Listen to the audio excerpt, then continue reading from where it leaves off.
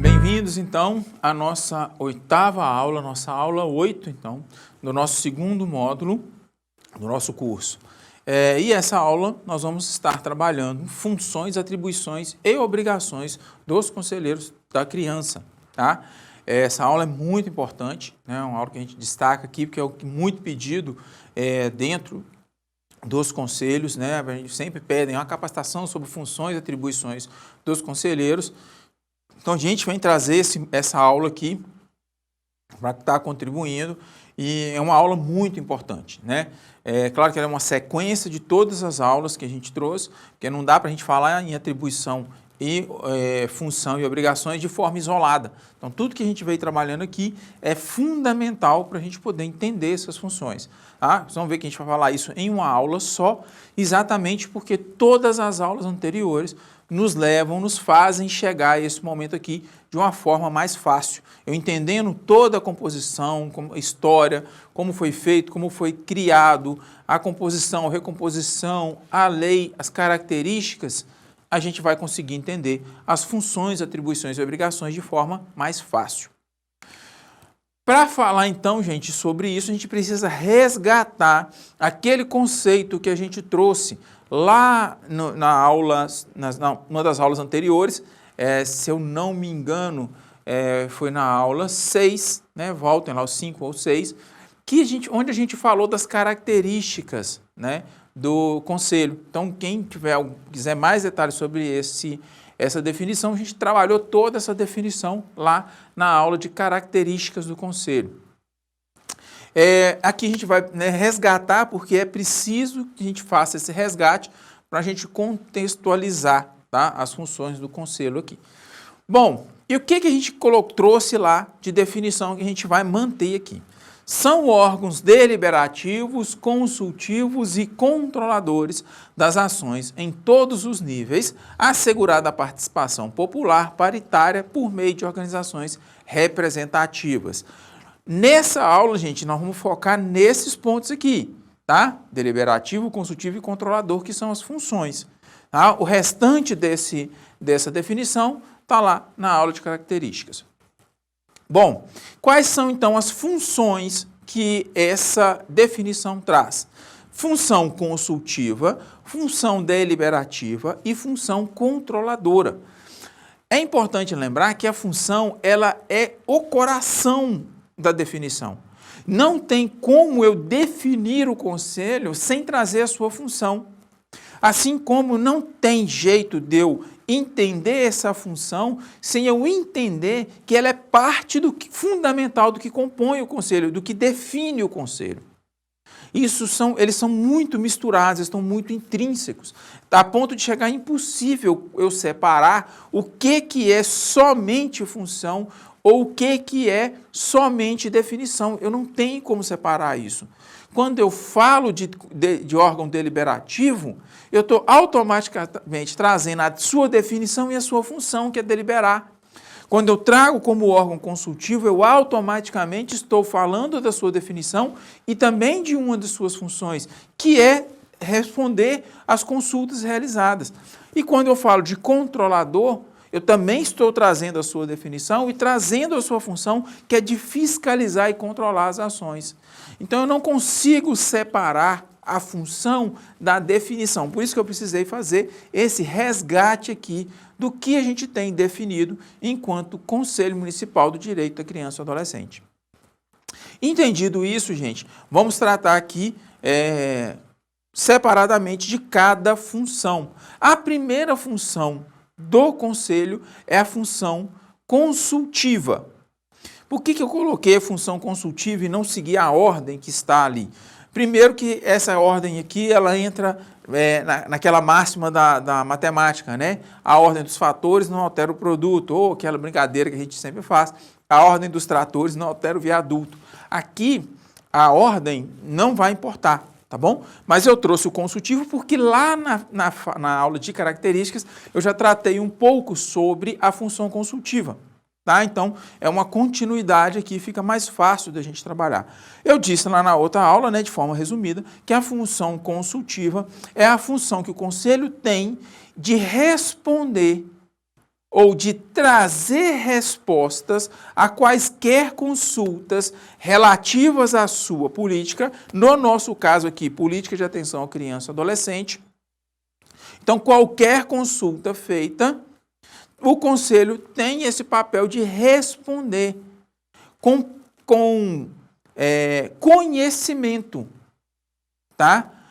Com conhecimento da realidade, tá? Com propriedade, a ponto de entender que essa resposta feita, entregue para quem consultou, se torna uma realidade que a gente fala presumida.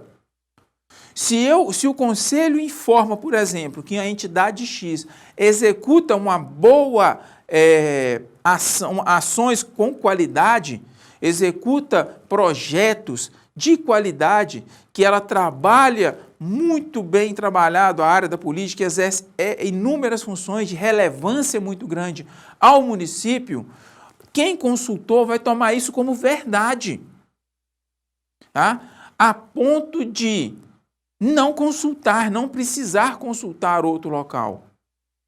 E que para desfazer aquilo que o conselho colocou, quem tem que provar que o que o conselho falou não é verdade é quem acha que não é verdade.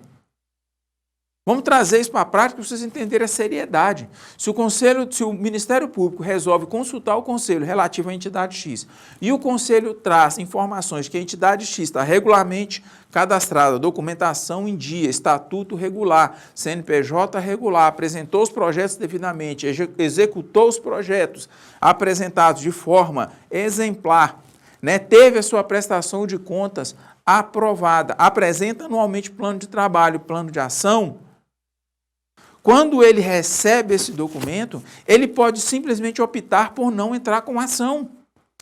Ainda que tenha chegado uma denúncia falando que essa entidade não funciona direito. Porque quem vai ter que provar que essa entidade não funciona é a pessoa que falar. É ela que vai ter que trazer elementos, porque a consulta feita ao conselho resultou em toda uma regularidade. E o MP vai trazer isso como uma verdade. Claro, né, que é como eu disse, não é uma verdade absoluta, porque vai aceitar aí uma prova contrária, mas é uma presunção muito grande. É a mesma presunção, gente, que é dada aos cartórios quando os cartórios reconhecem uma assinatura. Quem tem que provar que aquela assinatura é falsa, sou eu que estou dizendo. Quem recebeu aquilo ali vai tratá-la como uma assinatura real. Da mesma forma, qualquer resposta que o conselho dê, quem receber vai tratar isso como realidade. Não vai questionar do conselho ou questionar de outras pessoas. Se essa realidade não for verdade e for provada que isso não é verdade, aí o conselho responde. Lembra que nós falamos na aula anterior que o conselho responde civil, administrativamente e penalmente? Inclusive, nesse fato aqui, ele responde. Então, por isso o conselho pode dizer assim, eu não sei sobre isso, não. Então, não tem como responder. Não. Se é atinente à política de atenção à criança e adolescente, ele tem que ter elementos para responder. Se ele não tem, ele tem que buscar elementos para resolver. Essa função consultiva é uma função extremamente importante na política, dentro da nossa política pública. A gente esquece muito disso, mas ela existe. Se chegar uma consulta feita lá, a consulta é muito séria e a resposta que o conselho vai trazer é muito mais séria ainda. E é importante destacar, gente, que isso aqui vai respingar em todos os conselheiros, tá? Feita a consulta, trazida a resposta, todo mundo, todos os conselheiros estão implicados nela. Se aquilo for provado que é falsa aquela informação, todo mundo vai responder. Ok? Então, essa é a função consultiva. Trazer respostas, tá, às consultas eventualmente realizadas dentro da política pública municipal de atenção à criança e adolescente. Quem pode fazer essa consulta? Qualquer pessoa. Eu, enquanto cidadão, posso chegar lá e pedir essa consulta. O Ministério Público pode pedir essa consulta. O juiz pode pedir essa consulta. Uma empresa que quer financiar ou aportar recurso pode pedir essa consulta. E ela tem que ser apresentada. Ok? A outra função, deliberativa. A função deliberativa está intrinsecamente ligada à função de definir estratégias que visem a atender às demandas da população. No nosso caso, da população de criança e adolescentes. Então, é a função do Conselho deliberar sobre essas políticas públicas. E aí eu já estou trazendo aqui aquela definição que a gente definiu lá no início do curso, lá no nosso primeiro módulo. Política pública enquanto estratégias de ações a serem implantadas para realizar certa demanda. Quem define? O Conselho. Através de quê? Deliberação. Deliberação, gente, é o oposto de imposição. Ok? Deliberação, ela presume discussão, ela presume debate. Então, eu tenho ponto, contraponto e decisão. Por isso que é deliberação. Vai deliberar. Então, eu tenho um momento onde alguém vai trazer um ponto, uma situação, vou ter contrapontos, posso eventualmente não ter contraponto, gente, lógico. Por exemplo, realização das conferências. O Conselho provavelmente não vai ter nenhum contraponto quanto à realização da conferência. Ok? Isso pode acontecer de ser uma unanimidade ali dentro na hora da reunião. Mas não é regra. Tá? A regra é o contrário. A regra é a apresentação de um ponto, abertura para o contraponto, e a partir desses dois confrontos, chega-se a uma decisão, através, lógico, né, da nossa votação, que junto aí nesses três pontos, formam a deliberação. Então, a gente pode, né, caracterizar a deliberação exatamente como esse ponto de colocação da proposta, discussão sobre a proposta e votação. São esses três momentos aí que são inerentes da deliberação. Eles são fundamentais, tá, gente? Se houver informação de que foi aberto um ponto, né, foi colocada uma proposta e não foi aberto para discussão, a deliberação é nula. Ok? Como eu disse, pode não haver um contraponto, pode não haver uma discussão, porque todo mundo concordou.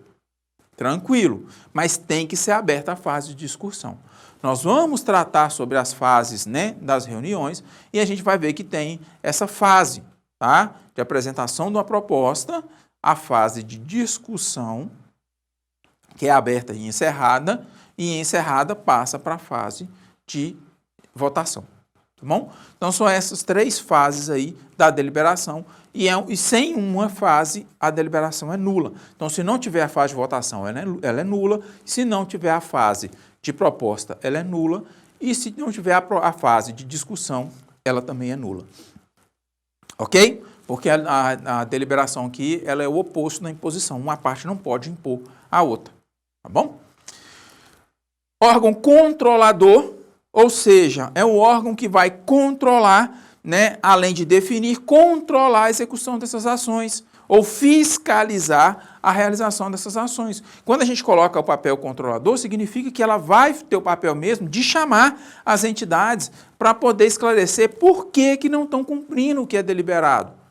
Por que não estão executando a função do jeito que tem que executar. Por isso que não é só fiscalizar, né, no sentido de chegar e olhar o que está acontecendo. Não, é inclusive de definir qualidade. É inclusive no sentido de definir se está correto ou não.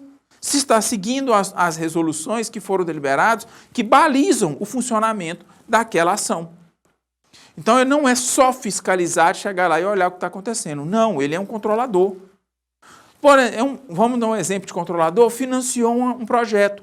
Se o projeto não está sendo executado, o Conselho tem o papel de definir a suspensão do projeto, até que ele se regulamente. Inclusive, podendo impedir o repasse de recurso, caso seja recurso parcelado, por exemplo, onde a próxima etapa demanda uma prestação de contas aqui, ou observação correta do que o projeto prevê.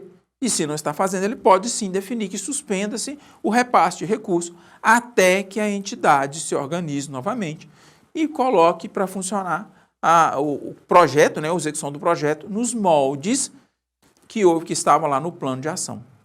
Ok? Então, ele é um órgão controlador.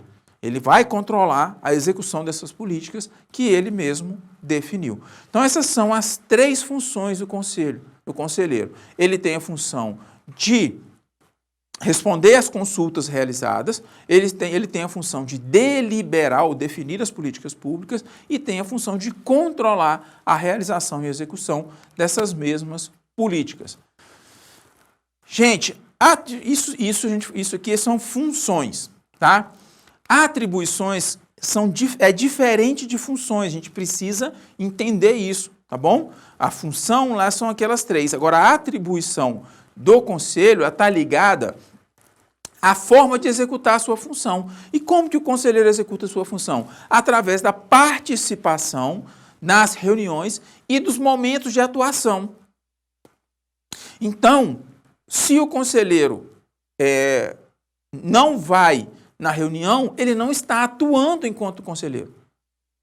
Então, ele precisa participar das reuniões para ele estar atuando, executando a sua atribuição, né? Atuar, aí no caso no sentido de executar as suas atribuições. É essa a forma que o conselheiro executa a atribuição, participando da reunião e dentro das reuniões exercendo as suas funções. Só das reuniões, não, mas de quaisquer espaços de atuação do órgão. Então, se o conselho resolve participar de uma campanha, por exemplo, a campanha de 18 de maio, é a atribuição do conselheiro estar lá nessa campanha. Ele vai estar lá exercendo a sua função, por exemplo, controladora. E ele não tem como exercer a sua função controladora se ele não estiver exercendo a sua atribuição, que é de estar no espaço ou no momento em que o órgão está atuando. Por isso que a gente fala que não existe por isso que a gente fala, né, que a não participação nas reuniões, nos momentos, precisam ser justificadas. É por isso, porque é a atribuição dele. Se ele não está indo, ele não está executando a sua atribuição. Se ele não está executando a sua atribuição, nós vamos buscar outro que efetivamente vai executar essa atribuição. E é por isso que a gente fala também que não é só obrigatoriedade dos conselheiros titulares participarem das reuniões e dos espaços. Os suplentes também, porque os suplentes também têm atribuição de, enquanto conselheiro, ele tem atribuição que é de participar das reuniões e dos momentos de atuação do órgão. Olha, se ele não está na reunião e por algum motivo falta o titular, como que ele vai executar a sua função? Se ele não está lá no espaço, né, no momento em que o conselho está executando a sua ação, por exemplo, numa campanha, e o titular não aparece, como que ele vai executar? Ele vai estar executando a sua atribuição ali, por exemplo, como eu disse, controladora. Então não pode. Né? É fundamental que ele esteja executando as suas atribuições. Aqui é diferente de obrigações. Tá? As obrigações estão ligadas ao dever fazer. A gente até começou a falar, a gente falou isso. É obrigação do conselheiro, então, participar das comissões. Não é opcional. Ele tem que participar. Sejam elas comissões permanentes ou sejam elas comissões temporárias. Pouco importa. A gente vai falar sobre isso. Mas o conselheiro tem a obrigação de participar da comissão. O conselheiro também tem a obrigação de compor a mesa diretora. É obrigatório por parte dele compor essa mesa. Ele não tem condição de falar que não vai compor uma vez eleito. Ok? E ele tem a obrigação de fazer valer a sua representação. Ele precisa ser o conselheiro em qualquer espaço. As pessoas precisam ver nele uma representação do conselho, é obrigação dele. Então, quando eu sou conselheiro, né, da criança, eu preciso defender esse órgão. Eu preciso defender essa política. Como que eu vou ser um conselheiro se eu estou criticando, eu estou estragando, falando mal, acabando com essa política, trabalhando tudo no sentido de destruir essa política? Não faz sentido, tá? Então eu tenho, e essas são as obrigações. Nós temos então que as funções são aquelas lá então consultivas, deliberativas e fiscalizatórias, atribuições à participação das reuniões, tá? E dos espaços e momentos onde o conselho vai estar, vai agir, e as obrigações, que é aquilo que o conselheiro tem que fazer, que é participar das mesas diretoras, participar das comissões e fazer valer o seu papel de representação. Gente, nota que é isso que fundamenta, mais uma vez, a participação dos representantes governamentais como horário de trabalho, porque é da atribuição dele. Lembra que a gente falou que quando o conselheiro governamental está lá no conselho, ele está trabalhando, só que em um local diferente, porque é a atribuição dele. A atribuição dele é participar das reuniões. Entendido? Então, enquanto nós trabalhamos então aí as funções, atribuições e obrigações, lembrando, funções consultivo, deliberativo e fiscalizador, a atribuição participar das reuniões dos espaços e momentos que o órgão definiu que vai estar, e as obrigações, compor ali as mesas diretoras, as comissões e fazer valer sua representação. Bom, encerramos então a nossa aula 8. Vejo vocês na próxima aula. Um abraço.